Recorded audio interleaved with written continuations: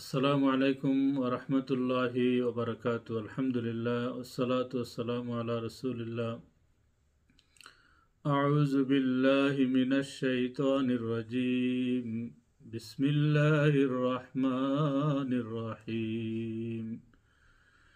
يا أيها الذين آمنوا كتب عليكم الصيام كما كتب على الذين قبلكم من قبلكم لعلكم تتقون। সম্মানিত দর্শক শ্রোতা, ওয়ার্ল্ডের যেখান থেকে আমাকে দেখছেন সবাইকে আন্তরিক প্রীতি এবং শুভেচ্ছা জানাচ্ছি। পাশাপাশি মাহে রমদানুল মুবারক, আলহামদুলিল্লাহ সুম্মা আলহামদুলিল্লাহ, আমরা এই মহিমান্বিত মাসের আজকে 11তম রমাদান আমরা উদযাপন করতে পেরেছি। মহান রব্বুল আলামিন আমাদেরকে তৌফিক দান করেছেন। আমাদের জন্য উচিত হবে আমরা সবাই সঠিকভাবে সুন্দর করে এই মহিমান্বিত মাসটা যদি আমরা উদযাপন করতে পারি, তাহলে দেখবেন আল্লাহ পাক আমাদের জন্য সারা বছর ব্যাপী তার রহমতের দ্বার উন্মুক্ত করে রাখবেন। সম্মানিত শুধু কোরআন হাদিস গবেষণা করে আজকে 13টি বিশেষ স্টিপ আপনাদের কাছে আমি উপস্থাপন করতে চাই অ্যাবাউট রমজান মুবারক সম্পর্কে। নাম্বার 1 হলো রোজাদারকে গুনার কাজ থেকে বিরত রাখে।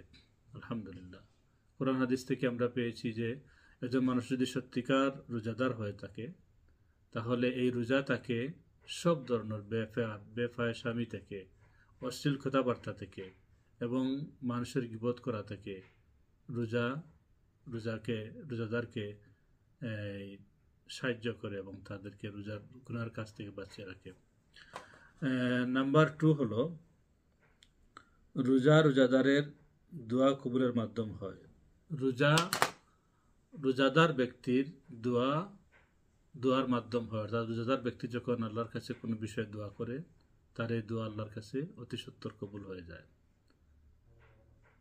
এবং এজন্যই আমরা রোজা অবস্থায় বিশেষ করে ইফতার এবং এই প্রত্যেক নামাজের বাদে আমরা আল্লাহর কাছে দোয়া করবো, ইনশাআল্লাহ আল্লাহ আপনার দোয়াকে কবুল করবেন।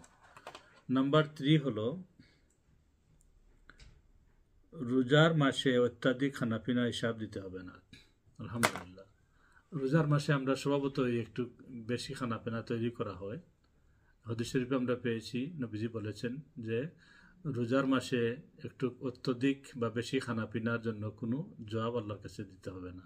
আপনি যতটুকু সম্ভব আপনি খেতে পারবেন এবং আপনি আপনার এই খানির কোনো হিসাব নিকাশ আল্লাহ পাক নেবেন না, বরঞ্চ আপনার রিজেককে আল্লাহ পাক এই মাসে আরও বৃদ্ধি করে দিবেন। সুবহানাল্লাহ।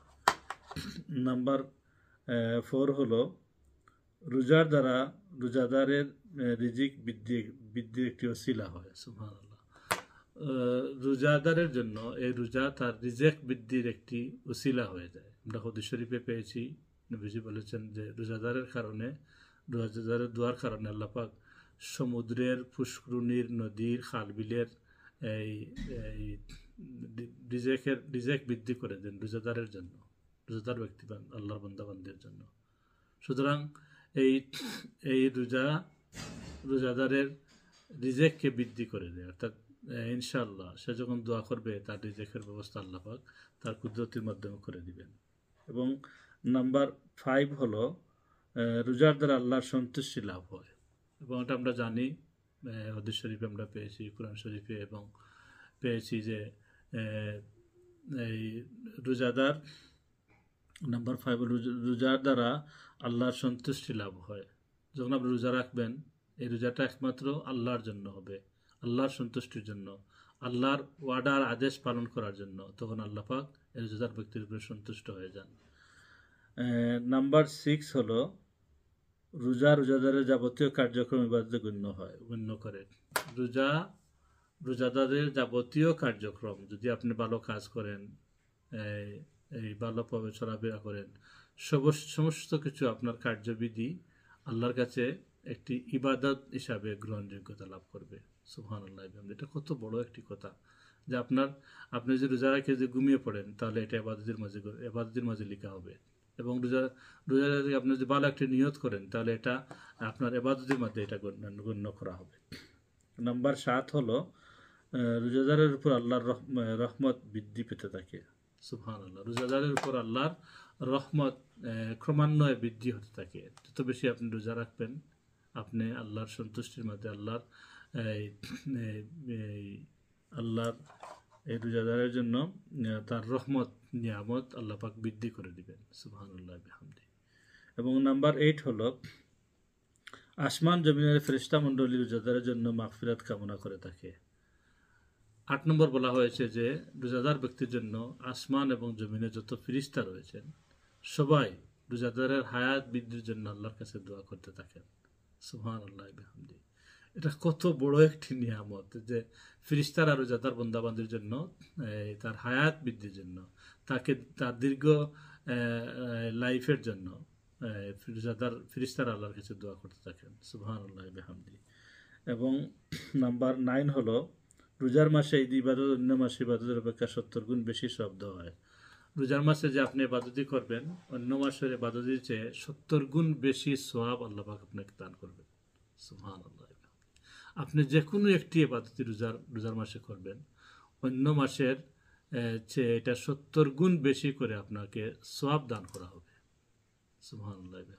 সুতরাং এই মাসে আমরা যেন যে কোনো সব সময় আমরা একটা নিয়ত থাকে, আমরা একটি মেন্টালিটি থাকে যে আমি কোনো একটা ভালো কাজ করি, আমি কোনো একটি ইবাদতের কাজ করি, নফল 2 রাকাত নামাজ পড়ি, 4 রাকাত নামাজ পড়ি, বা থোড়া জিকির আজকার করি, বা আল্লাহর তাসবিহ তাহলিল করি, দেখবেন ইনশাআল্লাহ আল্লাহ পাক আপনার ভাগ্যকে সুপ্রসন্ন করে দিবেন। সুবহানাল্লাহ বিহামদি।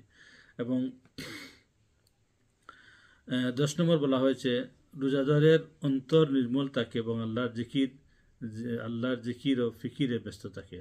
রোজাদারের অন্তর খুব কোমল নরম থাকে এবং সব সময় রোজাদার ব্যক্তি চিন্তা করে যে কীভাবে আল্লাহকে সন্তুষ্ট করা যায়। আল্লাহকে সন্তুষ্ট করতে হলে তার জিকির করতে হবে, তাকে স্মরণ করতে হবে, তার ইস্তিগফার শরীফ পড়তে হবে, অথবা একটা বেস্ট একটি এই ইবাদতই হচ্ছে আপনি যদি পড়েন যেটা জিকির হলো যে সুবহানাল্লাহ বিহামদি সুবহানাল্লাহিল আযীম। এটা বুখারী শরীফের শেষ হাদিস।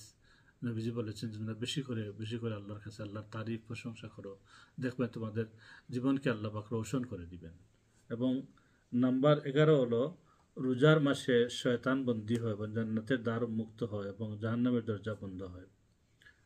11 নম্বর বলা হয়েছে রোজার মাসে আল্লাহ পাক শয়তানকে বন্দী করে রেখে দেন এবং সমস্ত এই 7টি দুজককে আল্লাহ পাক বন্ধ করে দেন, দুজকের দরজা বন্ধ থাকে এবং 8টি বেহেশতের দরজা তার বান্দাবান্দির জন্য মুক্ত করে দেন আল্লাহ পাক। যে রোজাদার কোনো মানুষ যদি এই মাসে মারা যায় সে নির্দ্বিধায় আল্লাহর জান্নাত লাভ করবে এবং তার সমস্ত ইবাদতই আল্লাহর দরবারে একটি মকবুল ইবাদতী হিসাবে গ্রহণযোগ্যতা লাভ করবে। সুবহানাল্লাহ বিহামদি। এবং নাম্বার 12 বলা হয়েছে রোজাদারের জন্য প্রত্যেক বেশ সুসজ্জিত করা এবং রোজাদারের দোয়া কবুল হয়। রোজাদারের জন্য প্রতিদিন যে বেহেশতে গিয়ে থাকবে এই বেহেশতটাকে ফেরেশতারা সৌন্দর্যমণ্ডিত করেন। এটাকে they make beautiful because the fasting people will stay this haven.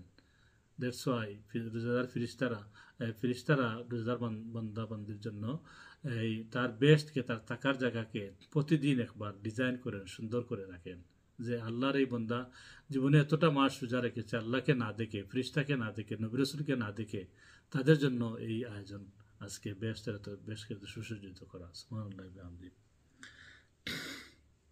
এবং নাম্বার 13 হলো লাস্ট ওয়ান হলো রোজাদারের গুনাহ রাশি তাহাজ্জুদের সময় মার্জন করা হয়।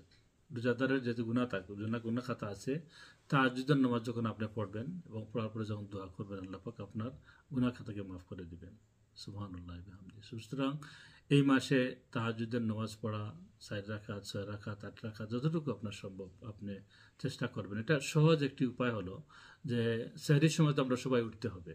সেহরির সময় আমরা যখন উঠবো, সেহরি খাওয়ার আগে বা পরে যদি সময় থাকে, অবশ্যই সময় থাকবে, তখন 4 রাকাত বা 6 রাকাত তাহাজ্জুদের নামাজ পড়ে নেবেন। ইনশাআল্লাহ এই নামাজের উসিলায় আল্লাহ পাক আপনার যাবতীয় গুনাহ থেকে আপনাকে নিষ্পাপ করে দিবেন। আল্লাহ পাক সবাইকে এই এই স্টেপগুলো মনে রাখার এবং আমল করার তৌফিক দান করুন।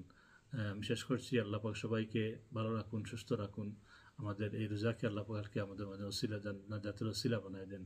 আমিন। আসসালামু আলাইকুম রহমতুল্লাহি ওয়া বারাকাতুহু।